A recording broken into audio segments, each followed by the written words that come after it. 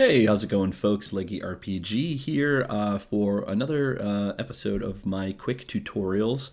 This one's on Caravans, and I love this terrible AI art because it really, other than the weird fact that AI gave Mahir a dog nose and what appears to be a furry tail in the background, even though he's supposed to be an elf, and he's missing a finger.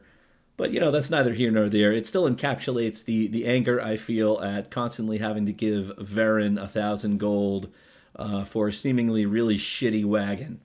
But yeah, as you're playing the game here, the one of the best parts about this game is that it doesn't really like hand you anything easily.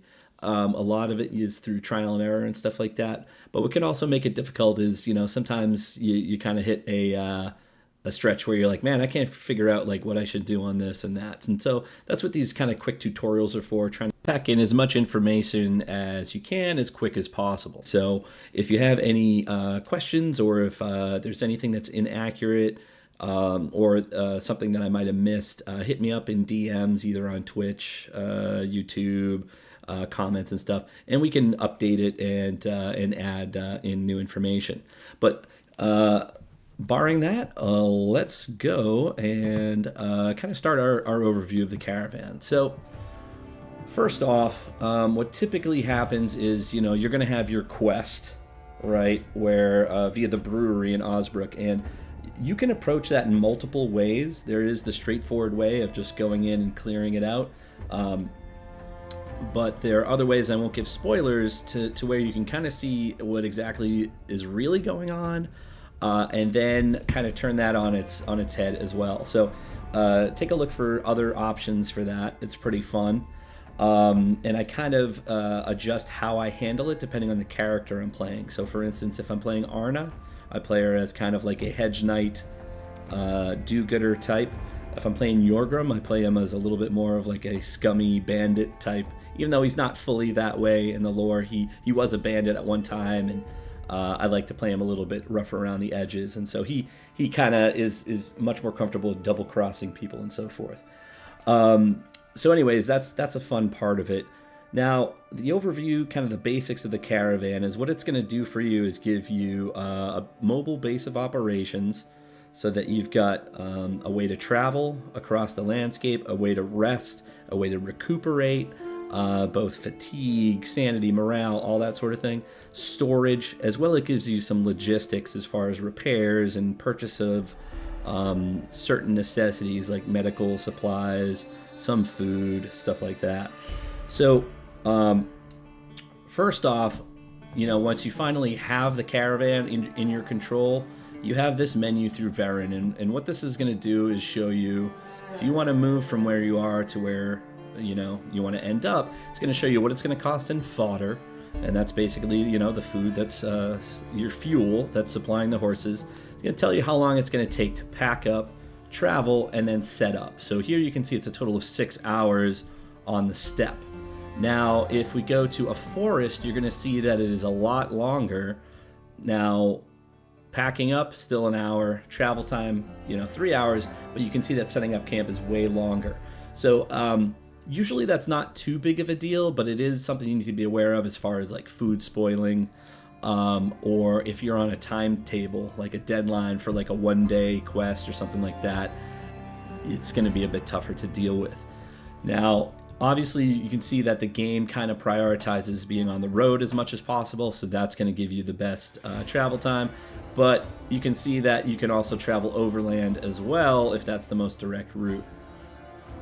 Okay, so typically what I say is whenever possible, try and set up in a field or steppe rather than woods.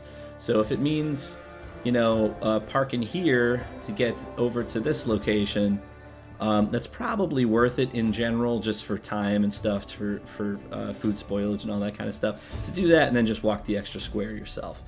Your mileage may vary, just be aware of that as an option. Now, you also have a certain range that you can go in one trip. Now, this is a fully upgraded caravan, so we can basically get almost, we can get to like here, almost to the far edge of the map, but you can see just a little too far on this end. So that's going to be much shorter when you first get it. So be aware that if you're in Osbrook, you're not going to be able to get all the way to Bryn in one trip. So you might as well do maybe like a side trek and do some exploration or something of that nature. But that's the basics on that front.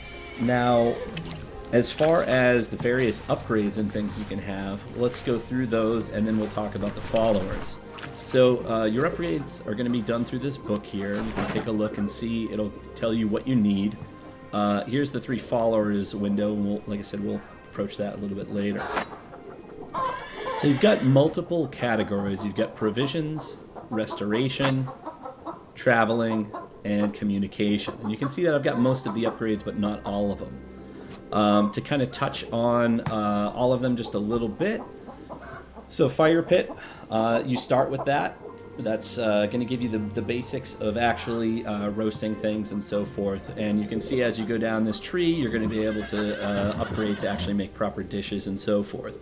And additionally, the cooking is going to replenish your morale, depending on the recipe's complexity. So that's part of the whole system of morale and sanity. You've got a workbench that's going to allow you to craft advanced things like lockpicks, herbal extracts, other things of that nature. And it's a pretty cheap upgrade too. Now, if you don't have an upgrade, it's also going to let you tell you what you need in order to get it. So, such as this here, you can see that the sensor was the one item that we're missing in order to do this. The alchemy station is not yet implemented. I'm hoping that may be part of the next big content drop, but I don't have anything to confirm that as 100% the case.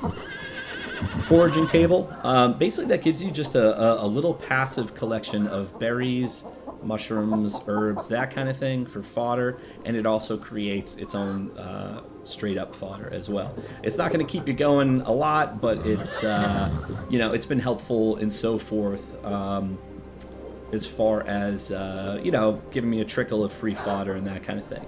And you'll see also it helps with the herbal remedies upgrade, which we'll look at here in a second. Chicken coop is great. You have the chickens and they regularly supply eggs. One thing I would do is to constantly make sure you're clearing out the chicken coop and putting the eggs into the either cauldron or your storage, because the chicken coop will kind of top out at I think around like 9 to 10 eggs, somewhere around there. So you can't just leave them in there. Now, if you leave them in the coop, they will never go bad, which is positive. But if you're cycling through them quick enough, you want to keep moving them so that they'll keep creating a bunch and you constantly have a good supply of food. Special spices. This grants an extra 100% expiration time. Now, this is a later upgrade that I usually get, but it is great because any food that you put into your caravan storage lasts twice as long. It's really nice on that front. And then also cooking now will replenish sanity as well as morale. All right, moving over to restoration. You start with the basic straw bed so that you can actually get some vigor. However, as you move down into this, you're going to have the modest tent and then the roomy tent, which helps you both accrue vigor, but also sleeping in the caravans 3 times as effective at reducing fatigue. So you don't have to rest as long, and it's more effective. So same idea with the modest tent, but it's only twice as much. The praying spot is great. Now this will be replaced depending on what character you have. So for any of the humans, it'll be the praying spot. For the dwarves, it'll be the runic stone for the Ancestor's Gaze buff. And then for Mahir or any other elves, it's going to be a meditation spot. And they give different types of bonuses, each of them. All of them are really good, just in different ways. I really love the Ancestor's Gaze one for the dwarves because it persists. Like, it will not go away until you go under a certain amount of health. So, but each of them has its own pros and cons. Now I've got the soothing incenses. That's going to make sleeping in the camp 3 times as effective at restoring that morale and sanity. It also gets rid of negative psyche states. So one of the big things on that front is once you start going to the higher level dungeons, you're going to have a lot of like morale and sanity drop in certain situations, like maddening whispers in a dungeon and so forth. And this is going to help you keep that morale and sanity above 50%. And also note too that you get fatigue resistance and experience gain. Experience gain sort of but fatigue resistance is nice if your morale's above 50%. So pretty nice on that front. Moving over here, you get a pretty simple early upgrade to add 3% experience gain for this, for the trading area. It also allows you to test out your abilities on these dummies and kind of see what's working, what's not, and you can right-click them to change their armor loadout to see how your abilities might work against a light armored versus heavy armored opponent. And this is because it's much earlier in the game. This is probably one of the first ones you get because you just need the straw dummies and a couple of pieces of straw. The experience gain is helpful. The one where it's like not a big deal down here, right, is you're already probably pretty high level when you get this, so whatever. Herbal remedies. This makes sleeping in the camp more effective at restoring health and body parts condition, and it's also giving you immunity for each hour of sleep. So that's super helpful for keeping your immunity topped up, and where it can otherwise be somewhat difficult to do that if you're doing a lot of dungeons and so forth. Now, if this synergizes with the foraging table, so if you have that, it increases the foraging table's bonuses to 100% and 1.5 respectively. And just to cycle back to that, it increases... sorry, it's the other way around. For this, it makes it 100% and 1.5 if you have the foraging table. So, pretty helpful. Moving over to traveling. A lot of these on the left side are sort of the last upgrades I typically do. You start obviously with the old cart and the hitching post, and you can get sturdy wheels, you can get iron-bound wheels. These are going to make it more efficient so that you can actually get across the map and so forth. They're typically not my first upgrades. They're a little bit later, but they do eventually, give you much quicker travel, more efficient travel, less downtime and so forth, as well as the fitting accoutrements. So once again, extra caravan speed and so forth. So those are going to help, but these ones for me typically are kind of like the last ones I usually do. It's usually a toss-up between these and then some of the ones over here in the bottom of communications, depending on what I need. Now, contrastingly, one of the first upgrades I do is from the worn chests to the sturdy chest. That doubles your inventory space, which, in order to kind of separate it out, it is definitely super helpful. And then you can keep going to spacious chests and ironbound chests as you go. Now, the last category is communication. This is the Caravan banner, and you start by basically putting that up. And there's a number of different banners you can get through various either random drops or fixed locations in the game world that will give you different bonuses. So you can switch them out as you need to kind of tailor to what you need at that moment.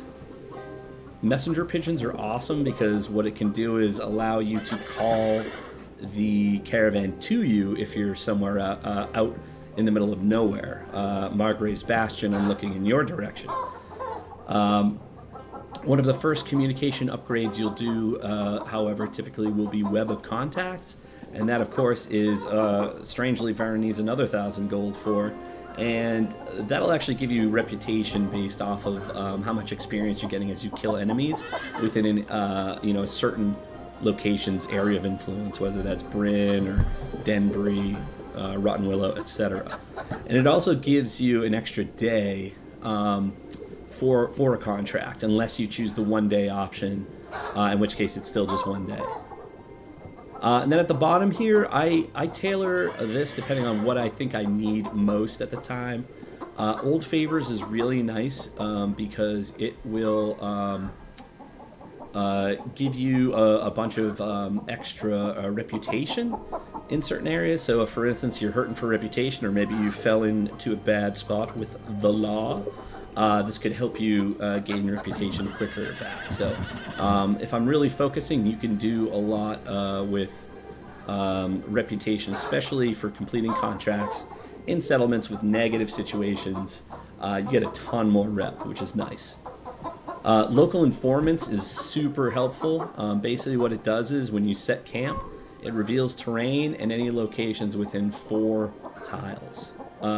It's also going to give you contract, situation, and conditions connected to settlements when you inspect them on the map. And I'll show you that there in a second.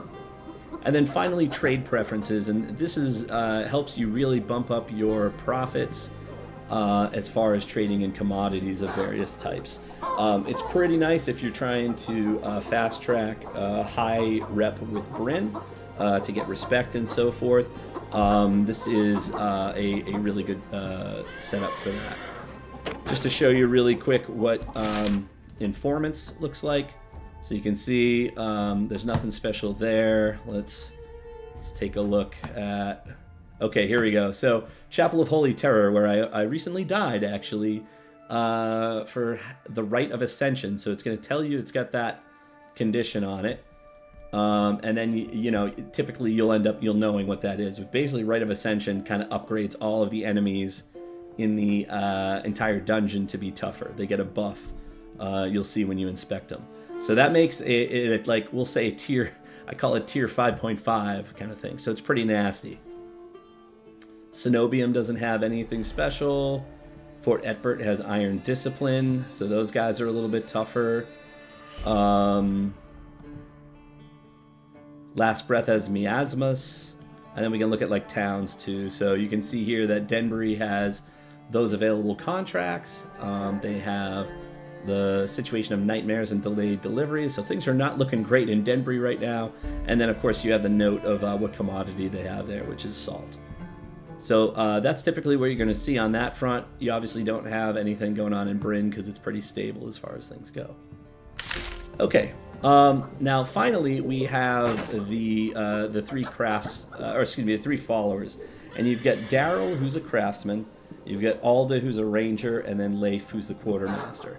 Now typically I start by getting Daryl, the craftsman, because he is basically the two best things about him is he can repair anything, which is a nice perk, because most places in towns, you know, like the blacksmith can repair metal, the carpenter can repair wood, and you know, the tailor can repair you know, leather and cloth, right? He can do any of those.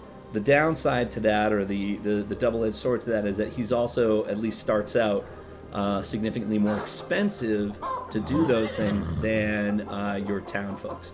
But it does allow you to do it in a pinch, even though it's more expensive. It's usually like 120, 120%, whereas depending on certain conditions in town and your reputation with towns, the townsfolk are usually between 100 to 115%. So that's something to be aware of, but like I said, it's a huge perk. The other upside to him is that he's easy to get ASAP because he's right in Bryn. So basically, I will typically get him ASAP. Like as soon as I get the caravan up and running in Bryn, I make sure I've got enough money, and I'll turn right around and get him immediately. So before we leave Bryn, I've already got my first follower. The downsides, like I said, for him is that, you know, mainly that his repairs start out more expensive. That'll eventually switch so that he'll be down to like a pretty good repair bill, to where he's comparable, sometimes cheaper. But that's just something to be aware of on that front. For Alda, she's typically my second acquisition. You know, and a couple of the really good perks she has is she's going to provide you with excellent supplies.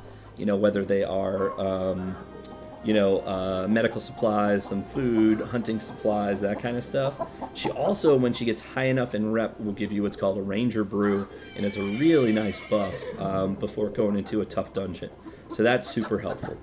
One of her abilities that I kind of, I used to love, but I'm a little bit more in the middle ground right now for this, is her scouting. So the cool thing for the scouting is, let me see if I can find it here. Reconnaissance. Every 5 days she can be sent to scout out the area. She'll come back with leads to all POIs within 6 map tiles and often provides some of her hunting trophies like pelts and stuff, which is super cool. Now, it's still a good ability, but one thing that I've found out is as I've started to look for caves and mines and stuff pretty regularly, because there's really good loot in there, one of the things that can make it more difficult is she'll uncover those POIs within 6 map tiles, but she doesn't identify what they are necessarily, okay? And so one of the practices I normally do now is I go to the fence when you eventually get enough reputation with the Rotten Willow, the fence that's in Bryn, and he can give you leads on specific locations like caves. Now, if the cave has been identified or noted by Alda, but not identified as a cave, it's still just a generic question mark point of interest, he will not provide a lead for that cave, from what I've found. So what happens is if you use her to scout all the time, she's going to find all these POIs for you to look at, but you're not going to know which ones are ones that you really want to look at and which ones are just camps or, something that's lower priority. So I kind of wait on her to scout until I've gotten all of the leads for like caves and mines, and then I'll lean into scouting a bit more. But if you do it the other way around, just be aware it might make your caves sort of disappear into a sea of question marks, and you're going to have to actually go there and seek them out to find out what's there. So that's just sort of a little bit of a downside on that front. And then finally we got Leif. He's a later acquisition typically because he basically needs there's a fight, a fairly tough fight depending on what your level is to try and get him. Now you can buy your way out of it too, as far as like bribing someone and not having a fight, but who wants to do that, right? So some of the really good things about him is, once again, excellent supplies. He's got some overlap with Alda, but that's good because like sometimes Alda won't have something that she carries, but he will, and vice versa. So usually you can kind of check the two of them, and they're going to have, between the two of them, all that variety. On top of that, when you get full reputation with him, he gives you like the best backpack in the game, which is the Treasure Hunter's backpack. He's also provides really great training before tough dungeons. It can be expensive. It's usually 250, 280 gold or something like that. But it lets you choose what kind of stat to buff, and whether it's kind of perception-based strength, etc. But it is a nice bump up, and it lasts for well over 2,000 turns. So it sticks around for quite a while. Well worth it. A couple of the kind of like I would say downsides, not really a downside fully, but like sort of the less great things is like, first of all, you have that fight, right? So you got to make sure that you're ready for that when you're going in. Second of all, he can be a jerk and lose you money when gambling. So there's that. Now that being said, he's also made me a lot of money too, and I didn't even realize. But if he really is successful, he got me like extra money. So I ended up with like 800 gold, and he like got me a helmet, which I didn't even know was possible. So it all just depends. Gambling is that's how it goes. So.